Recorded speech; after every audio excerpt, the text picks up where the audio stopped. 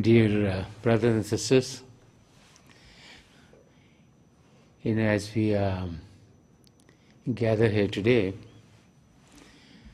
I'd like to talk about the situation that we all think we are in, and what really is a state that we truly are in. As human beings, we always worry. We worry about our finances, we worry about our health.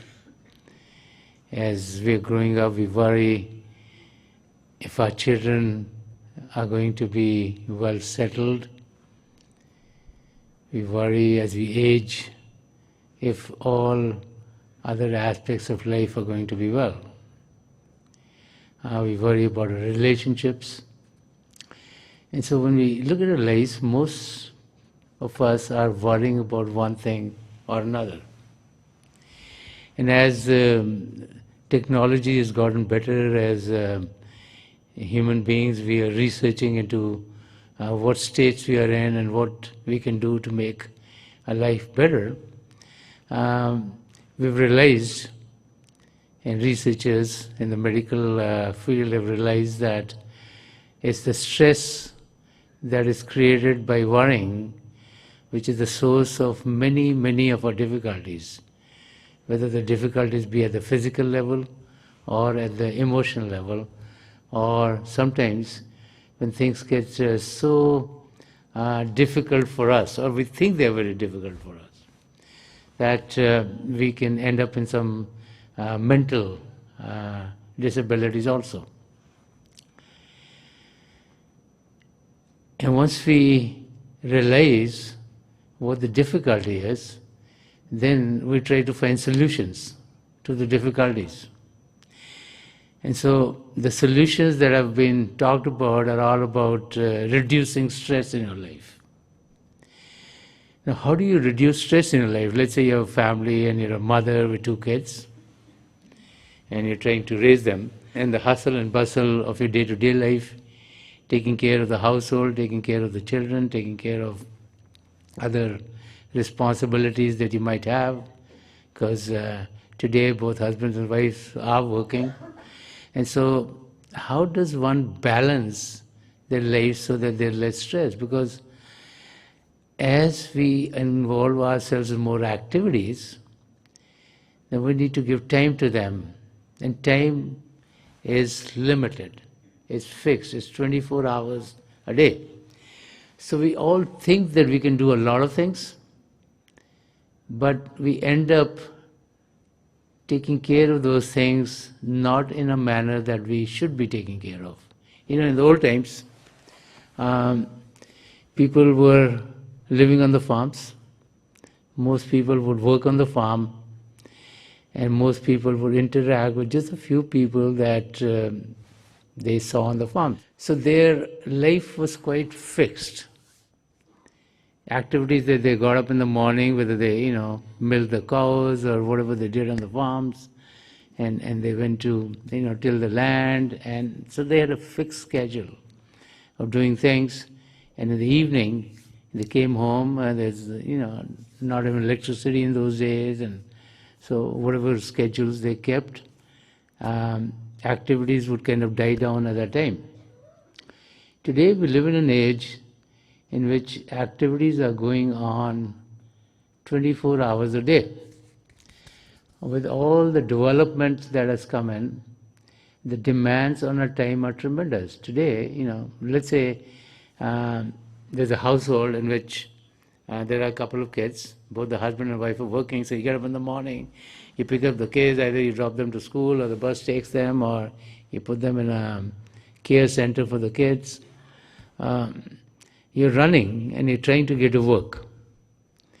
In the process, there's a lot of stress in the morning. One kid is not getting up, and the night before it got too late, and then all of a sudden, instead of doing patiently, you start to make your voice go a little louder so that the kids can get up, they can hear things, and the stress already has started. Now, if there are other people in the household, then all of a sudden your responses to them are very short. Don't talk to me like that. You know, I am already full to my head here. Don't even say anything. I mean, we hear this all the way around every day, right? In the household. Because we are stressed. Why are we stressed? Because we want to do things in that little time that we have. And now what has happened is, with all these technological advances, right in the morning when you get up, the phone has 50 million messages for you to respond to. And you're doing tick, tick, tick, and you're combing the hair of the kid, and you're doing tick, tick, tick, and doing something else. And pretty soon, there's a lot of difficulty. So life is very stressful for all of us because of the age that we live in. So how are we to deal with that situation? And what is it that will make us deal with the situation in a manner in which we are happy, which are calm, which are peaceful? So there's a story that I want to relate to you which might be helpful. And this is a story between two friends. There were two friends. One of them was one who would write scripts for the movies and the plays. They're both grown up together. One went in one direction, the other one became like an IT personnel. Yeah. So the IT personnel would work with the computers, and that's what he knew.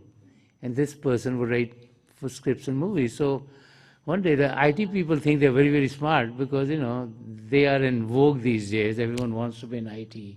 IT's grown up big, and they do new things, and they are innovative, and they're doing all kinds of new things that we all enjoy. So he's thinking, what is my friend doing? What does he do? So he thought, let me go there, and he calls his friend up and says, okay, I'm coming to see you, and I'd like to find out, how do you write scripts? What do you do all day, And his friend says, okay, come in, I'll take you to my studio. So they go to his studio, and they walk in. There's a big board, and on this are all 50 million posted here, posted here, posted here, all over, haphazardly, with ratings of them. So his IT friend asked him, what is this they're doing? He said, oh, these are all the scenes of the movie that I'm writing. So he said, you got all of these scattered. How do you know which scene goes after which, and how do you work things out? So his friend said, let me tell you a secret. So his friend says, what I do is I first write the ending of my script. So I know what the ending is. And then, whatever scenes are coming to me, then first I write the ending, then I know where the beginning is. So I start to put the scripts accordingly so I can get to the ending because I know what the ending is. And this way I can figure out what else is going on. And so all these scenes that are coming to me, I'm putting them there. But before I do that, I know what the ending would be. And so I can get there. And this is something to learn from, This is how our life goes also. Yeah. When we come into this world, our life is written by God's hands. God knows where to send us, what family to go to, what part of the world to go in, and so we're born. So that beginning is done by God. At the same time, God has written our ending, but God doesn't tell us. We don't know. But our ending is already written. When are we going to physically leave this world? Where are we going to leave this world? That's already preordained. So the ending is written. Okay. All we are doing is we're just going through the journey. From the beginning to the end. We have leeway, we have journeys, there are different scenes, we can put them up and down, but our ending is fixed. Okay? Most of us don't realize that. So Sant Rajinder Singh Ji Maharaj, who wrote much about the spiritual path, who wrote much about our life, he wrote a verse just dealing exactly with this. And this verse in Urdu, he says, Har mode pe मंजिल का गुमा मुझको हुआ है. हर मोड़ पे मंजिल का गुमा मुझको हुआ है, जब काफिले कुछ मेरी तमन्ना के चले हैं. So when we translate this into English, it would be, as the caravan of my desires moved forward, I took each approaching turn forward for my destination. You know, in life, there are many times when we feel we are suffering, there's a problem, it's come in our life, we think, oh, this is the end. We don't realize that there's just a turn in our life. And so we as human beings always are just very perturbed by what is happening on our day-to-day activities. If we were to realize that our ending is written, and what is the ending of each and every one of us, which is one and the same, at the end of this existence, we are going to be with God. We are going to be in a state of perpetual happiness and peace. We will be in a state of eternally being blissful. If that is very clear to us, and it's not only in reading, it's not only in hearing, but we really believe that and we know that's going to happen, then the ups and downs in the meantime are not going to affect us. But we hear about it, it's in our scriptures, all the great saints and mystics have talked about it, but what do? We don't give it any attention. We just get caught up by what is happening on a day-to-day basis with us. Somebody say, oh, I don't know whether the stock market is going to go up or down because the interest rates have gone up so much. And we are always worried. Are the children going to get to the college that is really good for them? Are they going to pick up a field in which they'll be successful? And we forget that just like our ending is written, so is the ending of all of our children and all of our parents and all of our siblings and all of our relatives are written too. That we are all going to be ending up in a state of calm and peace and tranquility. We hear that, but it doesn't sink in. Our state is like that of one who, even though they have everything, they're always worried about, I don't have this, I don't have this, I don't have this. You know, we don't appreciate what we have, but we're always looking at that we think we don't have. So how should we be leading our lives? So I want to leave you an example. And if you remember that example, then you are going to be very happy every day of your lives. This is an example which is from modern day. Okay? Today we know the technology is such, we can record anything on TV and watch it later on when we have the time. Let's say a show is coming or a game is coming or something else is there, you can record it because at that time you might not be available to see it and you can see it later on. So there was a couple, and this is a very interesting story because the wife and the husband both like to watch sports. Generally the husband likes to watch sports and the wives don't like to watch sports, but this couple was very interesting. They both like to watch sports.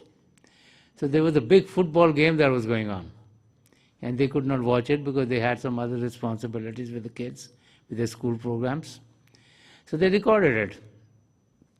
In the meantime, they knew who won.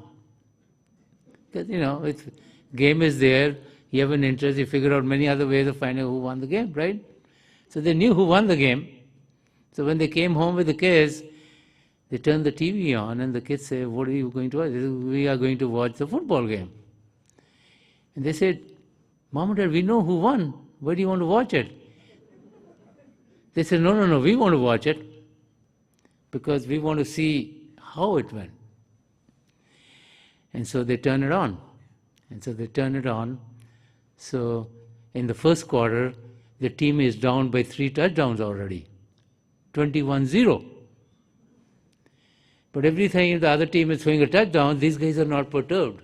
They're not saying, why didn't this guy run here? Boy, this defense should have been better, and this should have been there.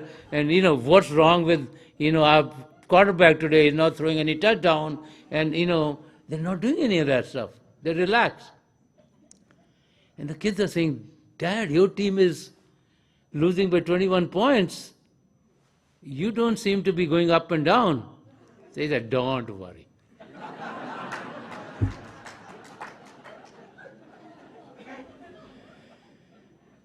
The second quarter, they're down by 28 more points.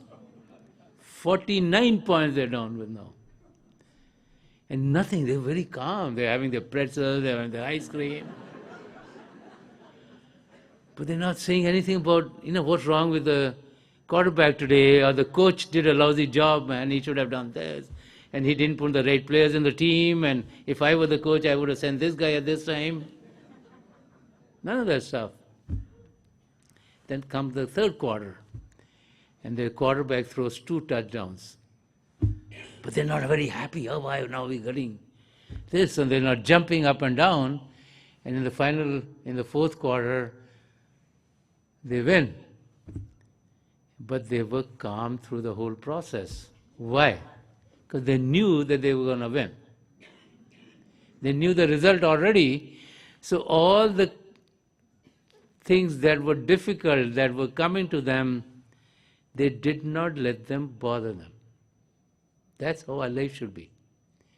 Sometimes you say, oh, now my parents are passing away, or they're going through pain, or a lot of times say, if you're a business person, your key person who's helping you is bent out of shape and he's leaving the company, and I say, how am I going to survive? And we worry, not realizing that the end is going to be perfect. And whatever ups and downs we have to go through, we'll go through. We have leeway, we have 25% free will in which to make that journey go up and down, but the end would be the same. So once we realize that the end would be the same, then life can go on very peacefully. So we hear that the end would be the same, but how do we recognize that? It's through meditation. Generally, we read about the lives of the great saints and mystics. We learn their teachings, but unless we experience for ourselves, it doesn't sink in. So the key is to experience what the realities of life are. Our existence is at the level of our spirit or our soul. So we are souls, but we need to experience that, and the only way we can experience our true self is when we sit in silence, and that's what meditation is all about. Sitting in silence, focusing our attention within, and connecting with the divine power within ourselves, the divine power of light and sound of God. As we connect with this divine power, it is then that we start to experience that power is there, that there is light and sound within ourselves. Otherwise, we only experience what we experience through our outer senses, and that is all that we think is reality. It's only when we experience the powers within that we realize that the world outside is just a world of illusion. Otherwise, we take that to be real. And so the key is, while living in this world of Maya, while living in this world of illusion, that we be able to home into what reality is, and that only comes as we meditate, as we sit in silence. When we connect with the light and sound of God within, there's a peace that we find within, which is not only lasting for the time we meditate, but it impregnates us and makes our life more calm, more peaceful for long periods of time. And so we want to be in that state. And the more we are in that state, the more we realize that our relationships with everyone else will be calmer. If you meditate, let's say for an hour, hour and a half, 2 hours, 2.5 hours, and then you get up. When you get up, when you meet someone, you're not all of a sudden going to say, why are you doing this, why are you doing this? You're going to meet them very lovingly. Your relationship will become, because you find the happiness within, and you want that happiness to be propagated to someone else too. You yourself are peaceful. It takes a lot of time for the outside world to mess us up again. The outside world is there to mess us up. It takes a long time for that. But in the meantime, our relationships, our attention on ourselves is all getting to be calm and peaceful and happy and joyous. And when we are in that state more and more and more, we'll find that the circles around which we are living and whatever our life is touching us will also be calmer and peaceful and happier and joyous. And then we are leading the best kind of lives that we can lead. The realization that whatever is difficult for the time, let it not bother us, is very, very important to have. As parents, I think it's very difficult when you're raising your children, because the children could do things that you don't anticipate, which maybe are not good for them even. They don't realize that, and they, as a parent, you're perturbed. You want the very best for your child. You want them to be calm and happy. You can't see them do anything wrong. So then sometimes in that state, you get heated up because you say, why is this thing happening with my child? The same thing happens with every other thing. Why is this happening with my family? My family should be calm and peaceful, and why are there turbulence there? So it's very difficult to deal with those states. But if we realize that in the end everything's going to be well. So whether we get perturbed or we don't get perturbed, we're going to get to the final end. By being perturbed, we're creating more difficulties for ourselves. That's where the 25% free will comes in. That by being perturbed, by being stressed ourselves, we're hurting ourselves more than anyone else. We're not solving anything for someone.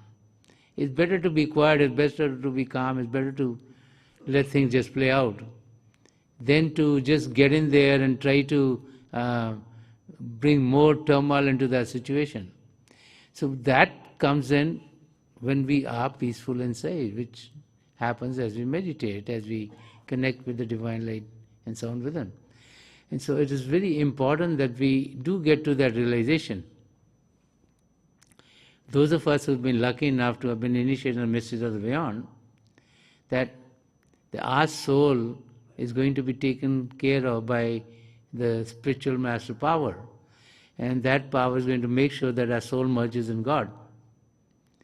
And Sant Kripal Singh Ji Maharaj said, even if we are very, very bad, it'll take us a maximum 4 lifetimes. We're going to get another human birth. So we're not going to go on the wheel of transmigration. So that's a big, big, big boon that we get as we get initiated. Because some of us are still, very mischievous, right? We know what we should do so we can get off this wheel in this lifetime. We say, okay, Master's initiated me, what is the problem? I don't know to do anything. Let me get the darshan of the Master. Meditation is very difficult to do. Yeah, Master Kripal promised 4 lifetimes. Well, I can come a few more times. What's the difference?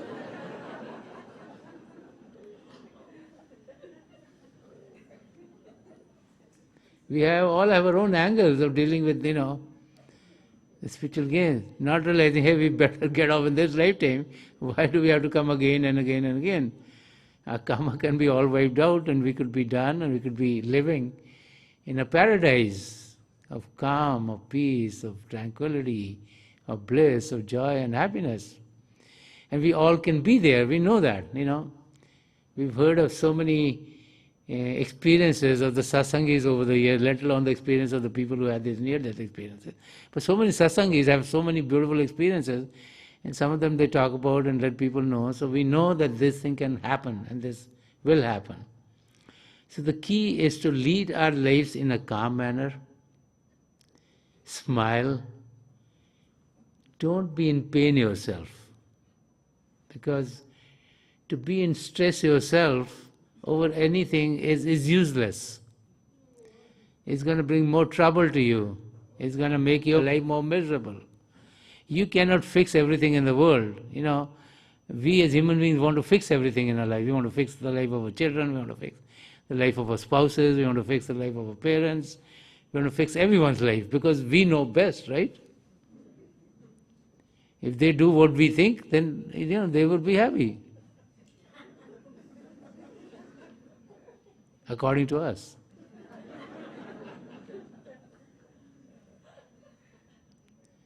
So we need to get off that system, okay?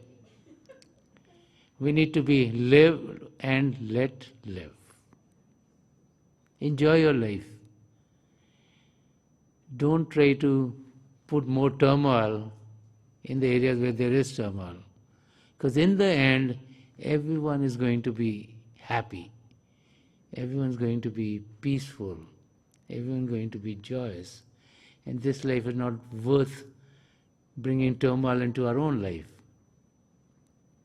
When we get angry, it's not the one that we get angry at who's in trouble, it's we who are in trouble. Because we are the ones who are going to be in pain. We're the ones who are in stress. We're the ones who have to deal with that. Because when we get angry, 99% of the time, later on we regret. And we say, why did I get angry? I should not have gotten angry. But at the moment we could not control all our angry genes or particles or whatever was running into us at that time, And so, the more we meditate, the calmer we get. There's just no doubt about it. So, the more calmer we get, the better our relationships with everyone else, the better our interactions with everyone else, and the easier their life gets to be. And so when we keep that principle and we realize that any difficulty in life, that's not the end of our lives. Just like Master Darshan say, Har mor pe manzil ka guma mujhko hua hai. He's saying like, I took each approaching turn forward as my destination. जब काफिले कुछ मेरी तमन्ना के चले हैं, then he says as the caravan of my desires move forward. So what do we do in life? We want to fulfill our desires. It's a caravan of desires. As a child we want to grow up, we want to look big, And when you get older, you want to look younger. Why are all these people having all these cosmetic surgeries? They want to look younger. And it's very interesting. When you live in America and you have asparagus, I think asparagus, green, it's supposed to be very regular. So the white asparagus is a delicacy, right? So you want white asparagus, and if you have that, boy, you get a very good meal. And you go to Europe, and white asparagus is regular, and green is a special one there. So it's like, could be the same thing as how you look at things. And so don't let any situation in life make you feel as if this is the end of our life, nothing better will happen, we are going, or how will things improve. You know that there's a turn. Things get bad, but they get on. Look at the stock market. It goes up and goes down. It goes up and goes down. Same thing happens with everything else. There's a team who's playing very well, and for a year or two or three they get up, and then all of a sudden they start to lose, and then they come back. So the life goes in cycles. There are many ups and downs in life. Doesn't mean that if there's a downer that's the end of life and nothing will improve. Everything keeps on going till the end, where everything is going to be beautiful. And once we recognize that, then we'll find that our life would be calm, our life would be peaceful, our life would be happy, our life would be joyous. And the effects of our life to everyone else in our surrounding will also be so that their life would also be uplifted. Because if we are in turmoil ourselves, then that turmoil goes to everyone else whose life we touch. And it brings disturbances into their life, and it makes their life more miserable too. So if we are calm on the inside, then only we'll be calm on the outside. And to be calm on the inside, we need to meditate. We need to connect with that divine power which calms us, which makes us fulfilled, which makes us joyous, which makes us be happy when we deal with everyone else, which makes us be positive and look at all the positive things in life. So let us meditate for a few minutes and get that calmness and happiness and joy. So when we go to the homes, this week is going to be the most beautiful week that we've ever had.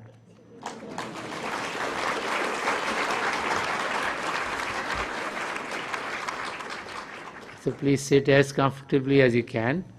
Close your eyes very gently, just like you close them when you go to sleep. Your eyeballs should be straight, focus 8 or 10 inches in front of you. Those of you who have been initiated, please do your Simran. And those of you who are new here, please repeat any name of God that you feel comfortable with. The repetition of God's name should be done mentally and not out loud. I pray to God Almighty and to the three great spiritual masters of the past century, Hazur Baba Sawan Singh Ji Maharaj, Param Sant Kripal Singh Ji Maharaj, Dayal Prasanna Darshan Singh Ji Maharaj, to help each and every one of us here connect with the divine power then and to experience the divine light in its effulgence. We'll be sitting for a few minutes. I'll be getting out of this meditative state, and my best wishes are with each and every one of you.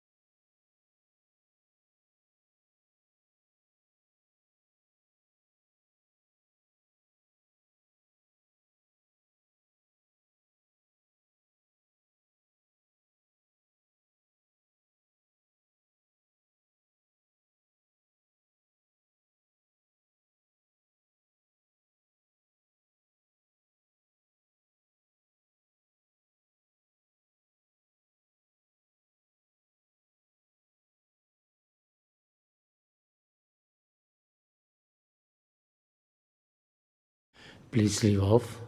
Please leave off.